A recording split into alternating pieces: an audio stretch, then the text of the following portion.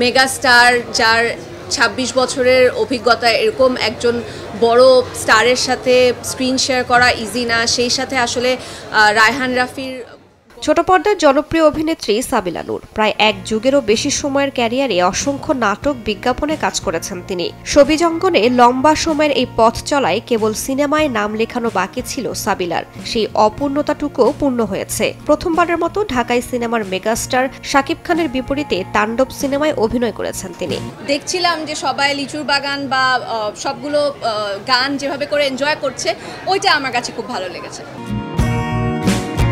সাবিলা নূরকে এক্ষেত্রে ভাগ্যবতী বলাই চলে। নাটকের পর চলচ্চিত্রে পা রেখে প্রথম সিনেমাতেই সহকর্মী হিসেবে পেয়েছেন ঢালিউডের শীর্ষ নায়ক শাকিব খানকে। এবার এক সাক্ষাৎকারে কাজ নিয়ে বিস্তারিত আলাপ করেছেন সাবিলা নূর।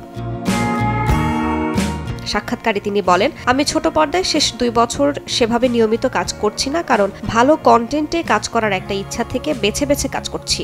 ছোট পর্দায় আর দেখা যাবে এমন প্রশ্নের জবাবে তিনি বলেন, এটা নিয়ে আপাতত এখনো ভাবছি না, কারণ আমার চিন্তা হচ্ছে ভালো কাজ করা, ভালো মানের কাজ করা। ছোট পর্দার আমার যে কাজগুলো ছিল দর্শক পছন্দ করেছে এবং সেখানে আমি আসলে বড় পর্দায় কাজ করার জন্য রিহার্সাল করতে পেরেছি বা ওটাকে প্র্যাকটিস হিসেবে আমি ব্যবহার করতে পেরেছি। তার কথায়, যেহেতু তাণ্ডব একটা স্ট্যান্ডার্ড সেট তৈরি করেছে, মানে তাণ্ডবের মতো একটা সিনেমা করার পরে অবশ্যই আমার এরকম অথবা এর থেকেও আরো ভালো কিছু করতে হবে।